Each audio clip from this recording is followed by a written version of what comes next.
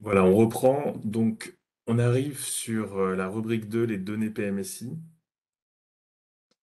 On a différents tableaux, bilan de groupage, fréquence des atypies relevées par Paprika, contrôle des combinaisons, contrôle au valide. Donc ça, c'est un point qu'on va mentionner, l'exhaustivité de l'activité, les résultats au valide. Alors, première chose, le bilan du groupage. Vous allez avoir dans ce tableau, alors vous allez finalement travailler sur des données PMSI qui sont déjà scellées, finalisées. Donc le, on va, l'objectif c'est d'avoir un avis sur la qualité, l'exhaustivité de ces données et éventuellement si on repère des éléments d'amélioration, de les améliorer pour la campagne suivante. Le premier point dans le bilan de groupage, c'est de voir s'il y a des groupages avec des erreurs bloquantes. Donc, s'il y a des groupages avec des erreurs bloquantes, eh bien, il faut que le taux, autant que possible, soit inférieur à 1%. Des erreurs non bloquantes, il peut y en avoir de- pour différentes causes, dont certaines causes sont juste quelque part des atypies, mais tout à fait de, de, de- issu d'un codage qui est tout à fait correct et pertinent. Donc on n'a pas de taux cible pour les groupages avec erreur non bloquante. Donc ça c'est quand même le point, un des points principaux à vérifier sur les données PMSI. Ensuite on va avoir les atypies relevées par Paprika. Donc là encore, dans ces atypies, il y a des choses qui sont pas forcément très problématiques et d'autres qui le sont. Donc par exemple, l'association MPP-MPA inhabituelle, c'est des confirmations de codage. Il peut y en avoir un pourcentage important d'atypies. Et en général, vous nous expliquez et vous nous donnez un ou deux exemples d'associations qui sont fréquentes chez vous, mais qui sont des atypies que vous maintenez, enfin en tout cas pour lesquelles le médecin dit maintient son codage et confirme que c'est bien la réalité. Donc vous pouvez avoir ces éléments d'atypie aussi, l'indice de Karnowski inférieur à un seul minimal défini pour cette association. Bon, c'est des choses qui peuvent arriver dont on va pas, euh, pour nous, ça va pas remettre en cause la qualité de vos données. Et puis pour d'autres éléments, il y a des éléments manquants et pour lesquels l'objectif c'est que pour les années et les campagnes suivantes, ce codage soit amélioré. Il faut bien comprendre que l'objectif c'est au final de valoriser des GHPC. Donc si vous avez des séquences qui sont soit qui arrivent dans le mauvais GHPC par des problèmes de codage, euh, ou qui arrive dans un GHPC erreur, et bien dans ce cas-là, on aura une qualité des données au GHPC euh, qui sera impactée. Donc c'est bien pour ça qu'on a besoin de s'assurer que les données PMSI sont suffisamment fiabilisées. Ensuite, on a des éléments concernant l'exhaustivité de l'activité, c'est de savoir si on a bien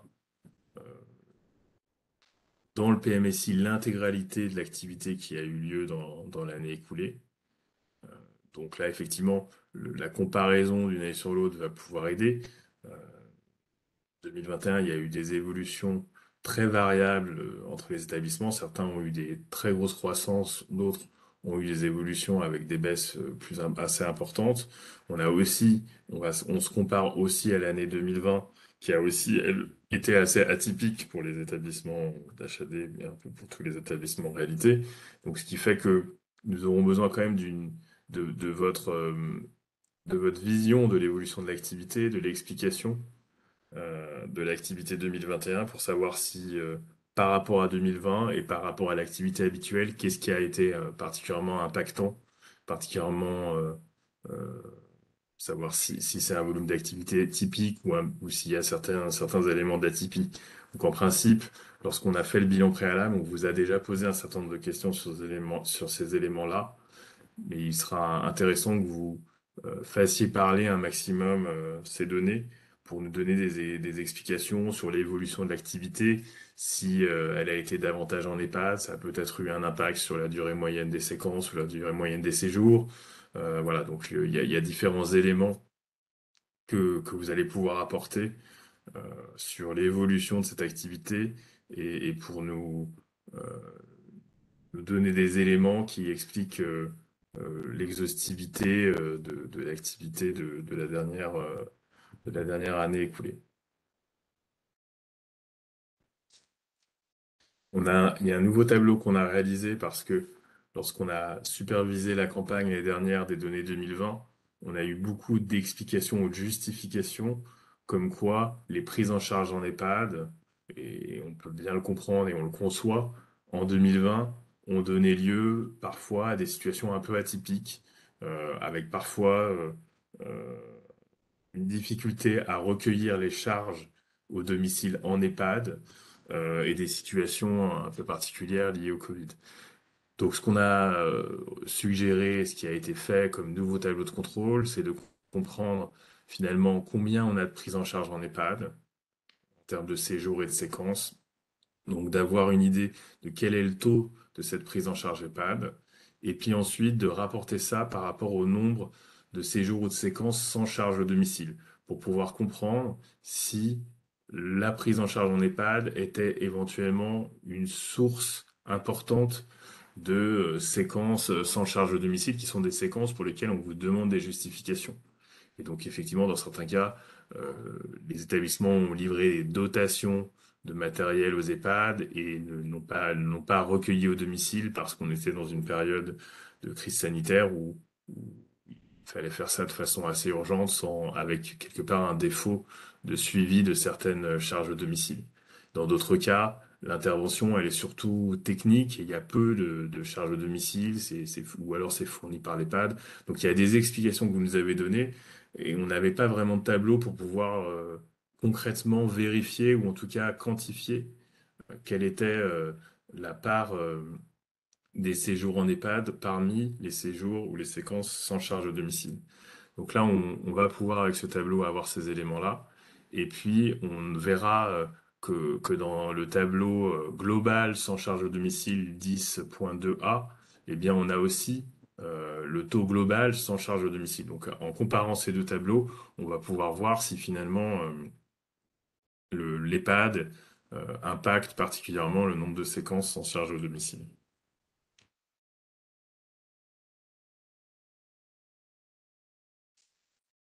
On a le document 5 et les résultats au valide. Donc là, le score au valide, c'est un score, notamment celui qu'on regarde, c'est le score qualité. Ce score qualité nous donne une idée des atypies, des pourcentages d'atypies qui ont été relevés pour votre établissement comparé euh, à l'échantillon de l'ANN de l'ENCHAD. Donc ici, on peut avoir parfois des taux assez élevés d'atypie en fonction de groupage qui sont tout à fait justifiés, comme on l'a vu tout à l'heure, pour des raisons d'association inhabituelle, MPP, MPA, enfin différents éléments qui peuvent qui peuvent finalement ne pas être bloquants. Si vous voulez savoir quel est le détail, comment sont calculés tous tous ces sous-scores ici qui permettent d'avoir à la fin le pourcentage du score qualité, eh bien vous l'avez dans les guides de lecture au valide, au QN ex-DGF, qui expliquent quels sont les tests qui sont réalisés. Et donc vous avez ici les taux de fréquence de ces atypies. Donc l'objectif, c'est que ce taux il soit le plus faible possible. Mais encore une fois, vous pouvez avoir un taux au-dessus de la moyenne de l'échantillon et avoir une qualité de codage que l'on jugera tout à fait correcte si c'est justifié et que vos atypies sont des éléments qui ne sont pas problématiques. Donc là, on a fini la rubrique 2. Donc si vous avez des questions sur la partie PMSI, c'est le moment de les poser.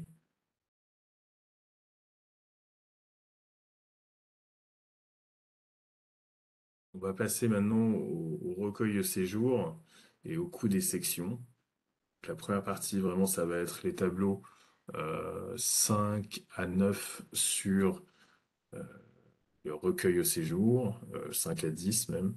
Puis ensuite, le coût des sections, 10, ce sera de 11 à 13.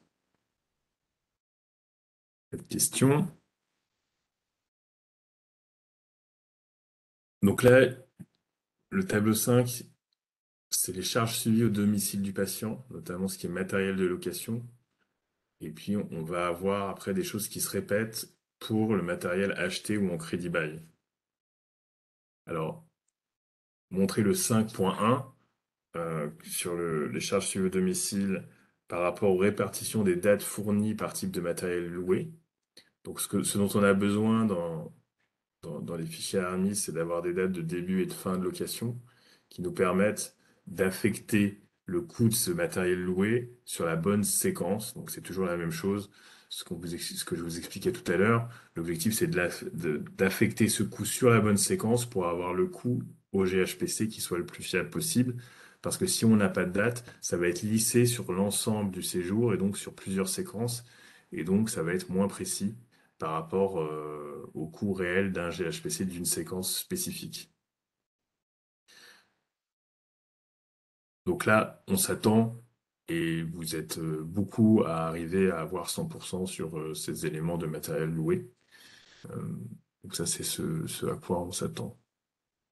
Ensuite, sur le 5.2, c'est la répartition du suivi daté au séjour par type de dépense en montant total.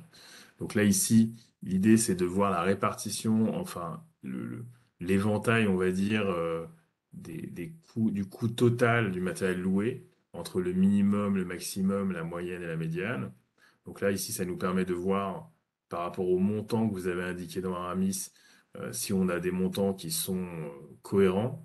Donc, en particulier, si le coût journalier euh, alors là, c'est en montant total. Après, on va l'avoir en montant par jour d'utilisation, hein. Donc, je vous le dis tout de suite, ce qui nous intéresse particulièrement, bon, les deux sont intéressants, mais c'est vrai que le montant par jour d'utilisation est un peu plus pertinent parce que si on a une durée, par exemple, de séjour très longue, eh bien, on risque d'avoir effectivement un montant important.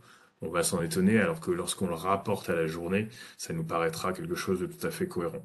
Donc, globalement, sur ces deux tableaux, le 5.2 et le 5.3, ce qu'on veut voir, c'est si on a un coût nul, bah, effectivement, ou extrêmement proche de zéro, on a besoin de comprendre et d'avoir des exemples. Donc, assez souvent, on vous demande de nous donner quelques exemples qui donnent ce coût extrêmement faible. Sur le matériel loué, c'est un peu plus rare que sur les consommables. Sur les consommables, on peut effectivement avoir des coûts extrêmement faibles sur certaines références. Si le coût est très élevé, et là encore plutôt le coût journalier, parce que le euh, coût global, on va dire, sur l'ensemble du séjour ou d'une séquence particulièrement longue peut effectivement être expliqué par la durée de séjour. Et là, donc là, on aura besoin d'exemples sur le type de matériel qui a causé ce coût particulièrement atypique pour savoir si c'est si c'est vraisemblable ou si c'est éventuellement une erreur qui a pu être qu'il faudra corriger si c'est une erreur de saisie ou de recueil.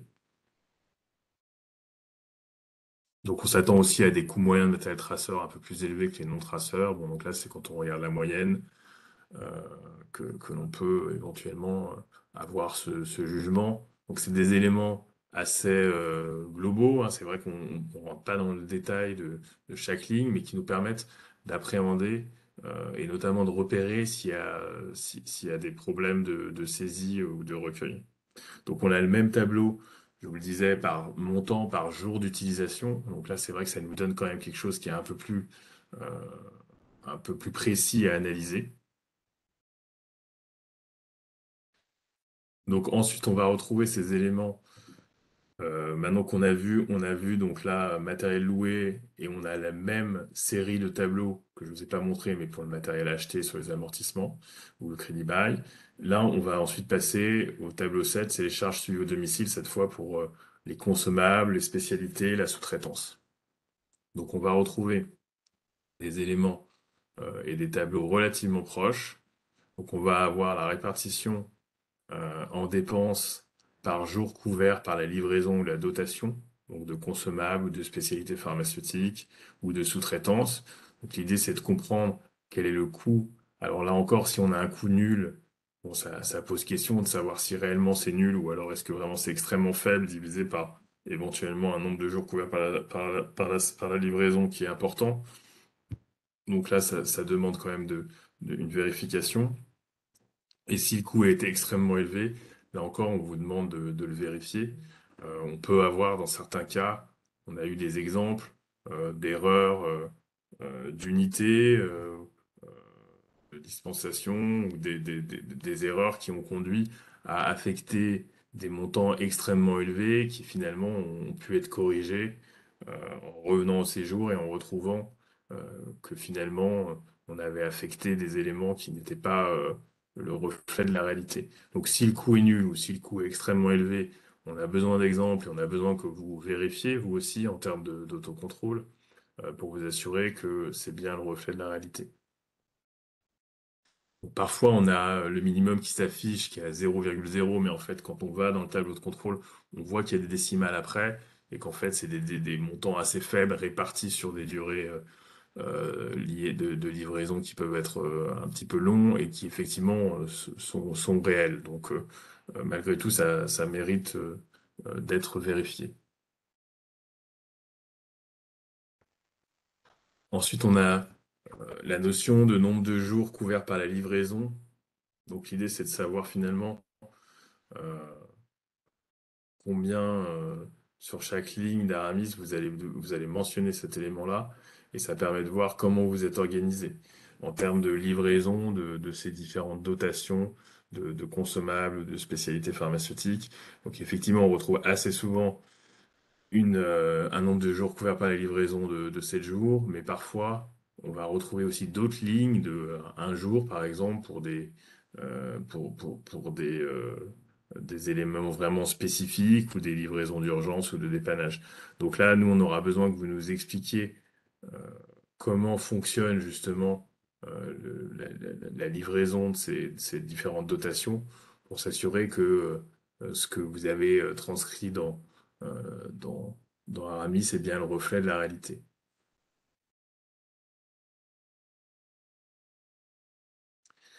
Donc maintenant, on passe au tableau 8, c'est le suivi des intervenants au domicile, suivi en minutes. Et donc là, on va retrouver des éléments dont je vous parlais au tout début par rapport au coût horaire, des éléments euh, qui nous permettent d'appréhender un petit peu mieux la justesse des données que vous avez pu saisir. Donc là, on commence d'abord par le coût par passage des intervenants suivis en minutes. Donc là, ici, on va prendre les montants qu'on a dans Arcane euh, de ces différents intervenants que l'on va diviser par le nombre de passages, et ça va lui donner un coût au passage. Et on va voir comment le coût au passage entre n et n-1 évolue. Donc, on va pouvoir aussi comparer ce coût au passage par rapport à la période n-1, par rapport, pardon, à l'échantillon de la campagne précédente. Et l'écart par rapport à cet échantillon.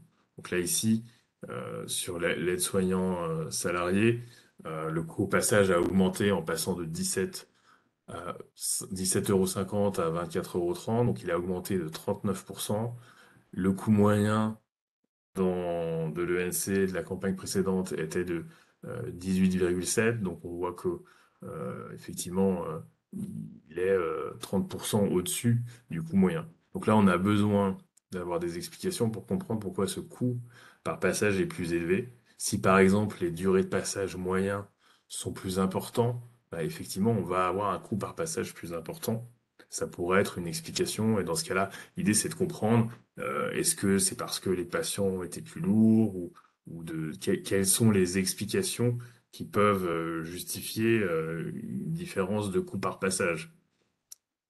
En particulier, s'il y a eu, par exemple, un mauvais recueil du nombre de passages, eh bien, on pourrait avoir un coût par passage qui augmente, non pas dans la réalité, mais lié à un défaut de recueil des passages, par exemple.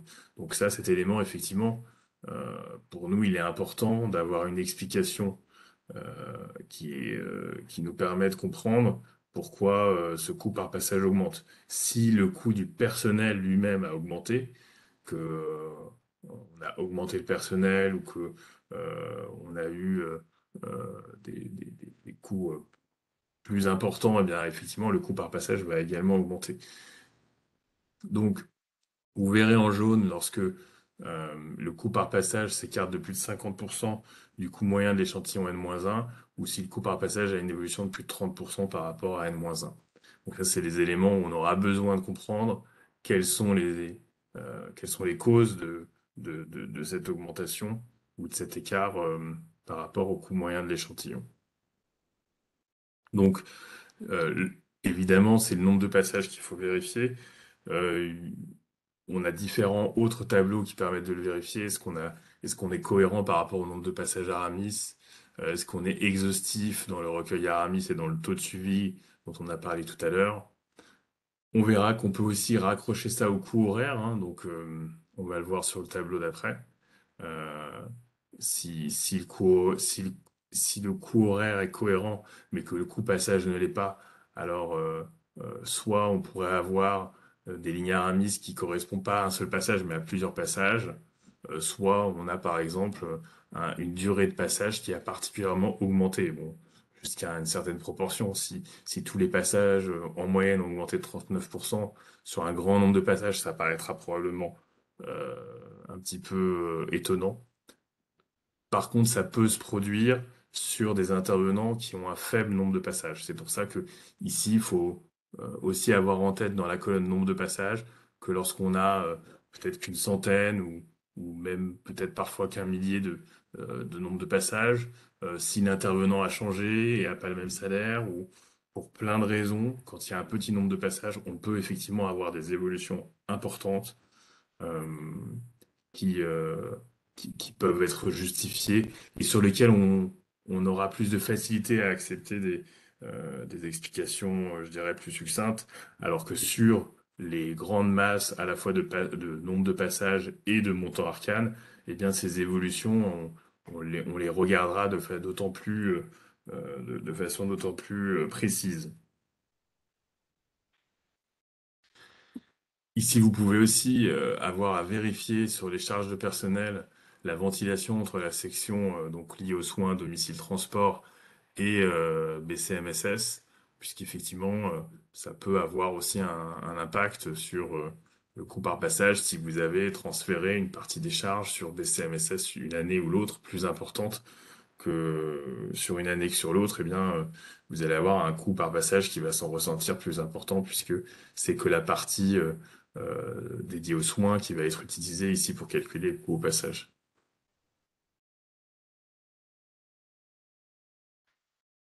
Donc, l'autre tableau avec lequel il faut analyser le coût au passage, c'est le coût horaire, c'est le tableau d'après. Coût horaire, donc des intervenants suivis en minutes. Ici, euh, on va être sur quelque chose de finalement qui va se rapprocher de la notion de, euh, de coût ETP qu'on a vu au début. On va comparer donc le coût horaire ici de l'année N à l'année N-1. On va regarder l'évolution de ce coût horaire. Donc là, dans cet exemple un petit peu atypique, on a au niveau intérimaire un coût horaire qui passe de 85 euros à 21 euros, donc qui décroît de façon importante. On a un autre élément pour juger de la pertinence du coût horaire, c'est le coût horaire de l'échantillon de l'année N-1 et l'écart de ce coût horaire, là ici 21 euros, par rapport au coût horaire de l'échantillon de l'année N-1. Donc là, bon, c'est des exemples tout à fait fictifs, mais qui permettent de voir que si on a une évolution d'une année sur l'autre ou un écart par rapport à l'échantillon N-1 qui est très significatif, on aura besoin de le comprendre. Euh, on peut avoir des situations où vous allez avoir de façon d'année en année des coûts horaires qui sont supérieurs à la moyenne, mais qui sont stables dans le temps et qu'on continuera de justifier avec les éléments que vous nous fournirez qui expliquent ce surcoût, ce coût inférieur à la moyenne que vous avez et que l'on justifiera dans les rapports de supervision. Donc, les points importants pour fiabiliser le coût horaire, c'est évidemment toujours la partie charge du personnel qui est utilisée ici, donc charge du personnel pour la section dédiée aux soins, et ensuite c'est le nombre d'heures d'arcane. Donc ces deux éléments, il faut qu'ils soient fiabilisés pour que l'on puisse avoir un coût horaire qui soit pertinent.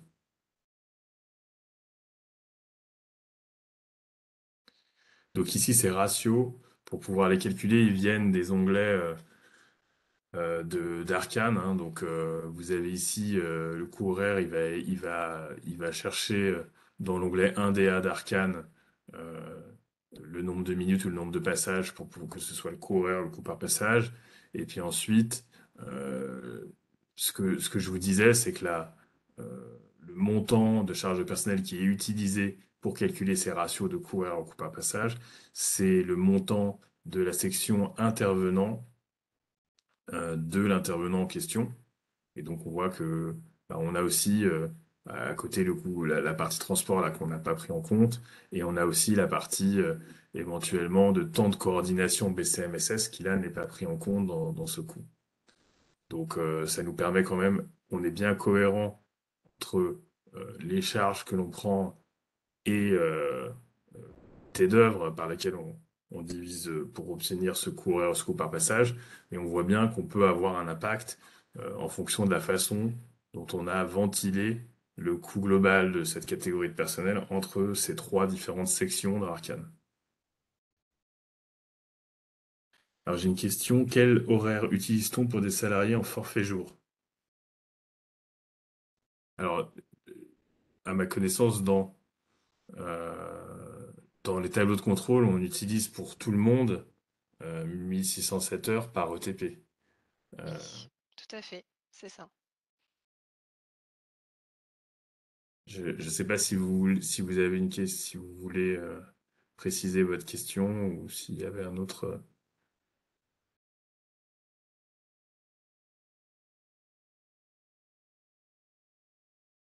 Donc, en attendant, si vous avez, je continue et puis je vais. Ah, ok, merci pour la réponse. Donc, ça répond à votre question. Euh, on arrive ensuite sur le tableau 8.3, toujours dans la fiabilisation de ce qui est le suivi des minutes pour les intervenants suivis en minutes. Donc là, l'idée, c'est d'avoir la distribution du nombre de minutes du fichier Aramis pour pouvoir voir dans quelle mesure on a ou non des données extrêmes. Donc c'est exactement la même logique que pour les données extrêmes des charges au domicile, par exemple spécialisées pharmaceutiques ou consommables médicaux. On va regarder les minimums et les maximums. Si j'ai un minimum à 1 minute, bon ben je vais avoir besoin de comprendre pourquoi j'ai eu des passages d'1 minute.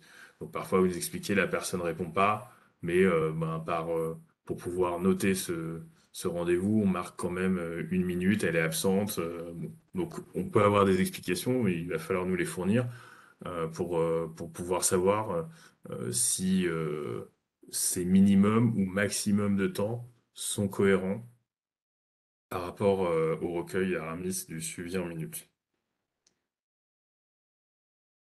Ce qu'on va pouvoir voir aussi avec ce tableau de contrôle, c'est s'il y a des temps standards, c'est-à-dire si pour certains professionnels, vous n'avez pas de minutage exact et que vous avez mis par exemple 30 minutes pour pour toutes les interventions à domicile parce que l'intervenant n'a pas minuté son temps et que malgré tout, vous voulez quand même répartir son temps sur les passages les interventions qu'il a réalisées.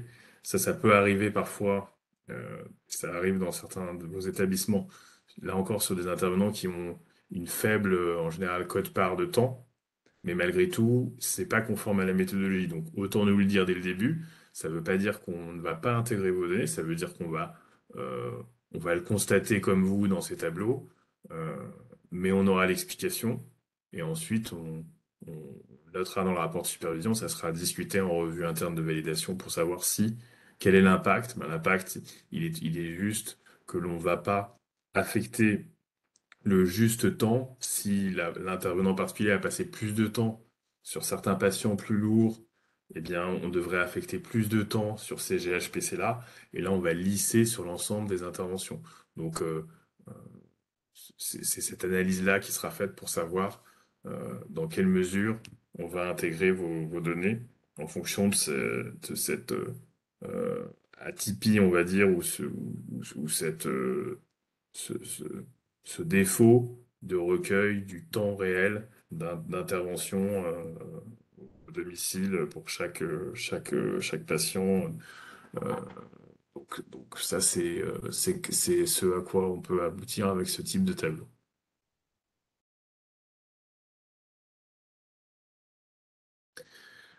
Donc ensuite, on arrive sur les intervenants suivis en montant. On va retrouver des choses assez proches de ce qu'on a pu voir. Donc on va retrouver Ici, si je prends par exemple les infirmiers libéraux, on va avoir le montant transmis dans Aramis, donc là 4 933 000. On va avoir le nombre de passages, donc par exemple 129 000 passages.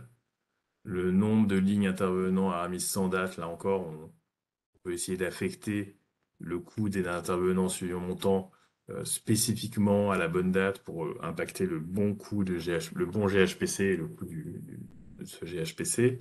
Donc là, on s'attend à avoir le plus possible zéro. On va donc avoir le coût par passage qui va être le ratio donc, de ces deux colonnes.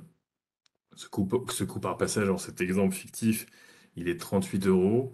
On voit qu'il était de 12 euros l'année d'avant, qu'il a évolué de 208%, que le coût moyen par passage de l'échantillon de l'année précédente, c'était 28 euros, et que donc il est en écart, il est à 37% de plus que le coût moyen de l'échantillon. Voilà comment on lit ce type de tableau. On va avoir exactement la même réflexion et les mêmes justifications que sur les tableaux qu'on a vus auparavant. Et ce qu'on a besoin de comprendre, c'est dans la réalité, qu'est-ce qui explique euh, soit une évolution de coût par passage, soit un coût par passage moyen particulièrement différent de celui de l'échantillon. Donc ça, c'est ces éléments-là. Certains nombres vont s'afficher en jaune si on est dans des écarts importants. On va avoir besoin de contrôler, ben, bien évidemment, le nombre de passages, hein. Donc, est-ce qu'on est exhaustif dans les recueils Aramis et dans les taux de suivi? Donc, si on a eu des défauts de taux de suivi dans Aramis, dans les tableaux qu'on a vus tout à l'heure de 2,6, bah effectivement, on peut avoir un impact ici. S'il a manqué un certain nombre de suivis, s'il nous manque des passages, eh bien, on va avoir un coût par passage qui aura tendance à augmenter. Ensuite, on a le coût du personnel libéral intérim qui peut être impacté. Donc, on a une répartition entre domicile et transport, voire beaucoup plus rarement pour ce personnel lorsque libéral intérim coordination, parce que en général, on s'attend à en avoir peu ou pas. Mais effectivement, entre domicile et transport, ça peut être un sujet. Ça peut être un sujet, et c'est un sujet pour un certain nombre, là encore, d'intervenants qui facturent des forfaits. Alors, peut-être pas les plus gros montants, mais vous êtes plusieurs établissements à avoir ce cas d'intervenants qui facturent un forfait tout compris, dans lequel on n'a pas le détail du coût transport, et donc on peut avoir effectivement un impact sur le coût par passage. Et puis, on a besoin de comprendre si chaque ligne correspond bien à un seul passage. Sinon, ça veut dire on n'a pas respecté la méthodologie. Et donc, si on a plusieurs passages sur une seule ligne, évidemment, le coût par passage va augmenter euh, mécaniquement. Donc après, vous allez aussi, ça c'est des exemples d'atypie avec des éléments à corriger, mais vous pouvez aussi avoir des particularités avec des infirmiers et des soignants qui font des actes qui sont beaucoup plus légers que la moyenne. Ou, voilà, donc vous avez des éléments comme ça que vous allez nous expliquer et qu'on va pouvoir noter euh, dans, dans le rapport de supervision pour expliquer pourquoi vous avez cet écart par rapport, par exemple, au coût moyen par passage du reste de l'échantillon. Donc effectivement, je vous disais que le taux de suivi peut avoir un impact. Donc, si on revient au tableau 2,6 du taux de suivi des intervenants suivis en montant, si on voit qu'effectivement, on a une partie, si on avait un taux de suivi relativement mauvais, eh bien, ça aurait effectivement un impact, puisque ça voudrait dire que on n'a peut-être pas bien suivi les les coûts de ces intervenants-là. Et puis, on a aussi la répartition entre soins et transport qui va impacter ce coût par passage qu'on vient de voir. Donc, si on a mis beaucoup plus de soins ou de transport d'une année sur l'autre, si on a une variation entre cette cote-part-là, on peut avoir une variation importante du coût par passage. Donc là, l'important, ça sera de savoir quelle est l'année qui a la bonne proportion de soins transport par rapport à l'année d'avant et de nous expliquer pourquoi est-ce qu'on a eu cette évolution et en quoi la nouvelle ventilation de ce coût est plus pertinente ou mieux, quels ont été les défauts qui ont fait que le coût du transport de ces intervenants suivants montant était peut-être mal réparti les années précédentes ou mieux réparti cette année.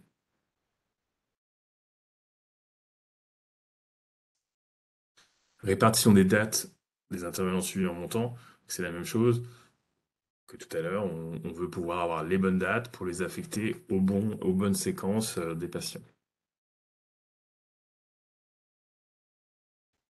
Répartition des montants hors indemnité de déplacement, donc minimum, maximum, la moyenne et la médiane. Donc là, c'est la même idée. On a besoin d'avoir une idée de si on a des éléments nuls, ben on a besoin de comprendre pourquoi on a une ligne pour un passage qui aurait un coût nul. Et puis si on a des éléments avec des coûts importants, on a besoin de comprendre dans quelle situation ça peut se produire. Est-ce que c'est vraiment réaliste d'avoir ce coût particulièrement important? Nombre de passages par ligne, donc c'est dans ce tableau 9.4 qu'on va voir s'il y a un recueil dégradé. Donc le recueil dégradé il consiste à dire que j'ai eu un montant pour plusieurs passages. Donc je n'ai pas, j'ai renseigné par exemple que j'avais eu 10 passages sur 2344 lignes Aramis. Et donc ça va rendre moins précis. C'est un recueil dégradé, ça va rendre moins précis ma ventilation des charges. Donc, si c'est le cas pour certains d'entre vous, que dans vos exports, vous avez un recueil dégradé, eh bien, c'est quelque chose qu'il faudra à terme résoudre, puisqu'on peut, notamment lors d'une première participation, accepter ce recueil dégradé, mais après, sur les campagnes suivantes, il faut trouver une organisation qui permette de recueillir les passages euh, chacun des passages avec le montant de chacun des passages. Donc ce recueil dégradé, il est admis pour les aides à la vie, mais il est effectivement non attendu et c'est une atypie de... Enfin, c'est plus qu'une atypie, c'est non conforme à la méthodologie ENC si vous avez un recueil dégradé pour d'autres intervenants que les aides à la vie, et par conséquent, ça donne lieu à une discussion en revue interne de validation pour savoir quel est l'impact sur les données, savoir si on les intègre dans la base ENC.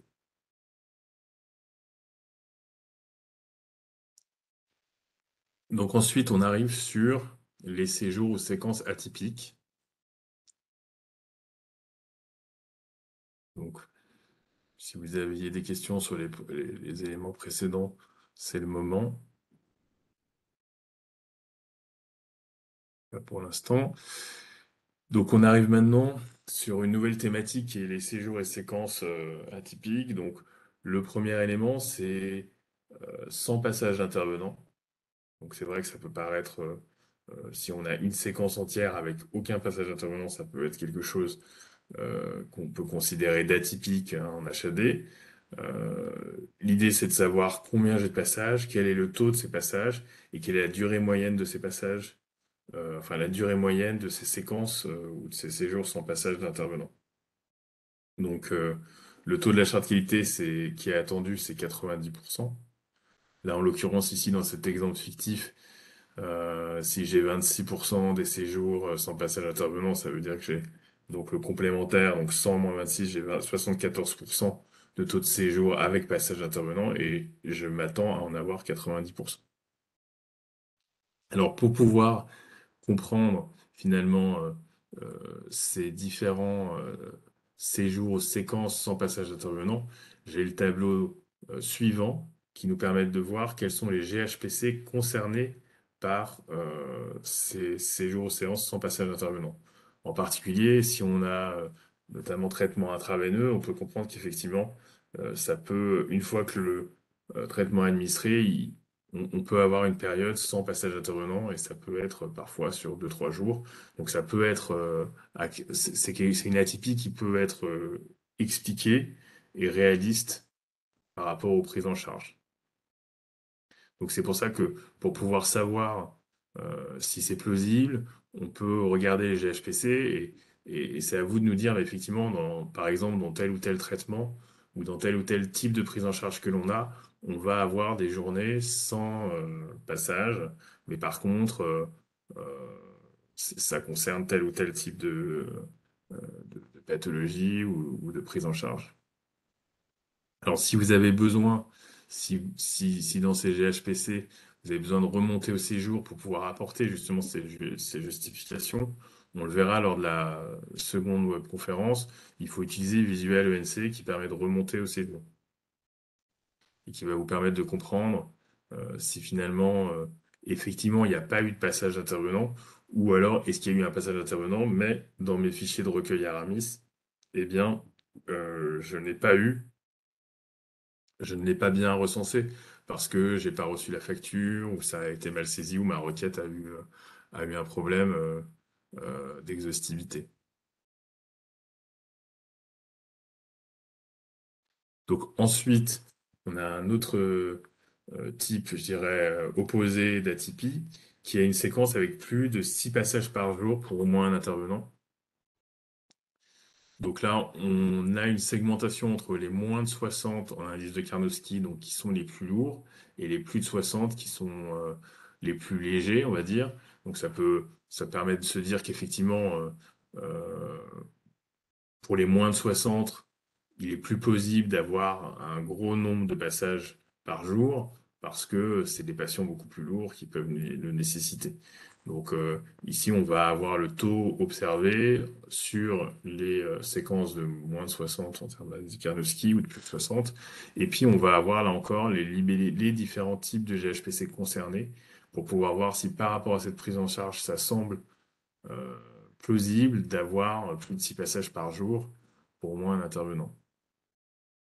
Encore une fois, on peut revenir sur Visual ENC pour remonter au séjour et apporter des explications de cas concrets, ou si on a besoin de quelque part d'auditer ce taux, si ce taux semble important et qu'il a augmenté par exemple, eh bien on a besoin d'auditer, on va pouvoir aller regarder différents séjours et étudier si c'est si c'est bien la réalité. Donc là, vous pouvez aussi vous faire aider de votre médecin DIM ou, voilà, ou des équipes, on va dire, plus opérationnelles pour qu'elles retournent sur ces jours et qu'elles vérifient, qu'elles expliquent pourquoi on a eu, quelles sont les situations de soins où on a eu besoin de ces passages, ou bien de voir si c'est une atypie qui nécessite une correction, s'il y a une erreur quelque part.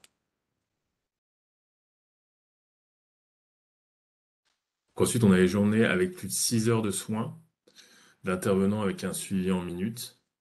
Donc là, ça nous permet de repérer, ça c'est un tableau qui est nouveau, ça nous permet de repérer, là encore, des séjours qui vont avoir des charges importantes affectées en termes de personnel suivi en minutes.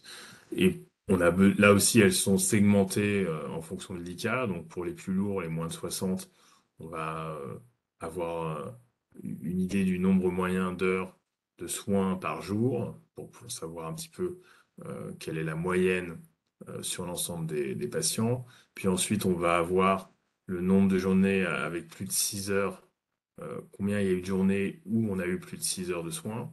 On va avoir aussi si ces séjours sont mono-intervenants et le nombre moyen d'intervenants différents par jour pour les journées avec plus de 6 heures. Donc ça, l'idée, c'est d'essayer de voir dans quelle mesure ça peut s'expliquer. Si on a plusieurs intervenants différents, bah, effectivement, ça pourra s'expliquer plus facilement que si c'est le même intervenant qui a passé 6 heures, je dirais, près du malade sur une journée, ce qui paraît plutôt atypique. Donc après, vous pourrez avoir des explications d'intervention en binôme, d'intervention particulièrement lourde. Donc ça, c'est ces éléments-là que vous allez fournir pour pouvoir expliquer pourquoi on a enfin, ces séquences et valider avec nous que ces séquences sont bien le reflet de la réalité, ces séquences particulièrement consommatrices de temps de personnel.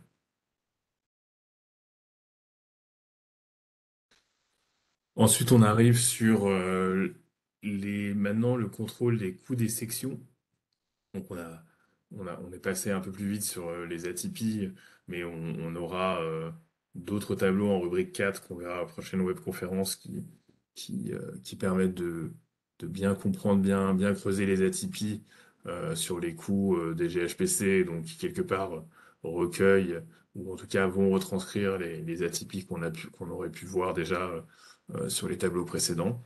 Donc maintenant on en arrive sur le coût des sections le, une des sections que l'on regarde avec le plus de détails, c'est la section BCMSS de coordination, hein, puisqu'en fait, c'est une section sur laquelle on va avoir quelque part un peu des vases communicants entre les charges qu'on a sur les sections intervenants, donc au domicile, et qui conditionne les taux de suivi, et donc cette section BCMSS qui va recueillir dans différentes sous-sections euh, des types de charges qui sont bien précisés, notamment dans les consignes hein, de mise en œuvre de l'ENCHAD. Chaque année, on le reprécise, il y a des éléments qui sont dans les guides méthodologiques aussi.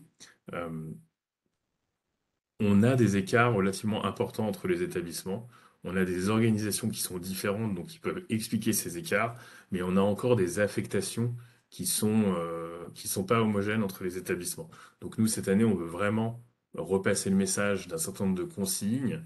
Euh, Notamment les secrétaires médicales, elles vont en BCMSS personnel autre. Donc là, c'est vraiment important que ça, tout le monde le fasse, parce que ceux qui ne le font pas après, on se retrouve avec des coûts d'échantillons qui sont peut-être bien inférieurs.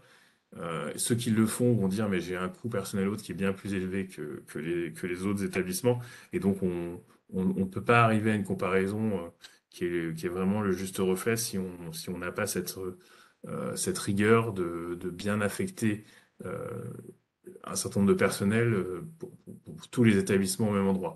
Donc il y avait encore l'année dernière quelque part des affectations, notamment en accueil et gestion des malades, dans d'autres sections de LGG. Donc là, ça sera vraiment secrétaire médical en personnel autre, infirmier de liaison, on l'avait pas mentionné, mais on a décidé de l'affecter avec la TIH en BCMSS médecin et infirmier coordinateur, que ce soit vraiment pour tout le monde au même endroit. Euh, Bon, après, vous avez les charges intervenant pour les temps de coordination, on en a parlé. Euh, que ce soit bien plus élevé que la moyenne ou très en dessous, pour nous, ça appelle des explications et des justifications. Donc, pour comprendre un petit peu euh, ce que vous avez mis dedans, comment vous avez affecté ce temps. Donc, voilà, en suivant ces règles-là, on devrait avoir des affectations qui soient bien comparables. Et là, on verra effectivement, in fine, il y a des effets d'échelle, des structures bien plus grosses qui vont effectivement avoir des coûts de coordination un peu plus fins, un peu plus légers. Il y a des structures qui font appel plutôt à des libéraux que des salariés, donc qui vont avoir moins de temps de coordination. Donc il y a des choses qui vont s'expliquer, mais qui sont vraiment le juste reflet de l'organisation de ces établissements-là. Donc, on a besoin que vous fiabilisez vos affections analytiques, que vous affectiez le bon personnel dans la bonne section, et que vous puissiez expliquer les évolutions d'une année sur l'autre. Voilà ce dont on a besoin sur cette partie-là de section BCMSS. Ensuite, on a le coût de transport des intervenants avec suivi en minutes. Donc, là, l'objectif, c'est de comprendre euh, ce qui est coût transport et de comprendre dans quelle mesure ce coût transport est fiabilisé. Donc, on va avoir le montant du coût transport, le nombre de passages, et donc le ratio va nous donner le coût par passage. On va l'avoir sur l'année N-1, on va avoir l'évolution. Et ce qu'on a rajouté cette année, c'est le coût par passage de l'échantillon et l'écart par rapport à cet échantillon, puisque c'est un critère qui est utilisé notamment dans la revue interne de validation. Donc nous, ça nous a paru intéressant, comme c'était un critère qui était utilisé, de le faire apparaître dans ce tableau pour que l'on puisse juger euh, de, de, de, de la pertinence du coût de transport que vous allez inscrire ici. Donc là, on aura besoin, là encore, comme les autres années, hein, de vos explications. Vous pouvez avoir des spécificités qui font que euh, votre coût de transport va être plus ou moins élevé qu'ailleurs, et donc vous allez nous donner des éléments qui nous permettent de le comprendre. Donc on a besoin que le recueil soit exhaustif pour que ces coûts soient justifiés. On a besoin que les charges imputées soient correctes et correspondent bien à la part transport, hein. Donc on a besoin d'avoir cette notion-là. La répartition des charges ETP entre domicile et transport. Euh, s'il y a des évolutions, voilà, garder en tête de se focaliser sur le montant arcane. Voilà, le dernier point, et ça je vous l'ai déjà dit à d'autres reprises, c'est de se focaliser, de regarder aussi le montant de la colonne, ici la première colonne, puisque ce montant va nous donner, on peut avoir une variation très forte, mais si le montant est faible, bon, bah effectivement, c'est peut-être tout à fait plausible, et donc là c'est l'exemple de cette première ligne, avec un montant à 200 euros, même s'il y a une très grosse variation, ça sera quelque chose qui pourra être tout à fait expliqué, puisque on parle de montants faibles et donc d'une variation qui peut être importante d'une année sur l'autre. Ou même qui peut être importante par rapport au coût moyen de l'échantillon. Ensuite, sur le tableau 12, on est sur les fonctions logistiques et de structure. Donc là, on va regarder un certain nombre de coûts unitaires, de logistique médicale ou logistique générale ou de structure. Et on va, par rapport au nombre de journées, calculer un coût par jour de ces différents services de LGG, de LM. Et on va les comparer par rapport à l'année N-1. Donc effectivement, ça nous permet de valider que vos montants affectés dans Arcane pour ces sections sont cohérents. On va éventuellement, on peut se référer à l'évolution NN-1 du 1.7 si on a besoin de voir un peu plus de détails euh, pour comprendre l'évolution. On peut avoir effectivement un effet aussi volume, hein. Si vous avez un nombre de journées qui a fortement augmenté ou diminué, eh bien le coût par jour va aussi suivre cette évolution. Donc ça peut être des éléments qui peuvent expliquer des variations dans ces coûts unitaires de section.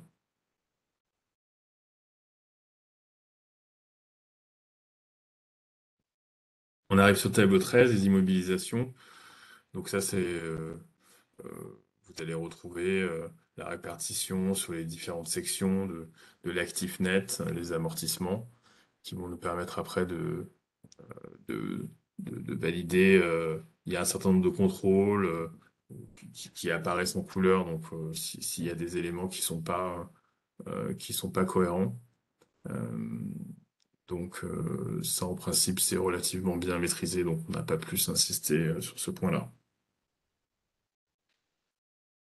Donc j'ai conscience que c'était assez dense puisqu'on a vu une très grosse partie des tableaux de contrôle. Même si on dit c'est l'essentiel des tableaux, en fait on n'a pas vu tous les tableaux, mais on en a vu quand même une très grosse partie sur cette première webconférence, mais on a fait le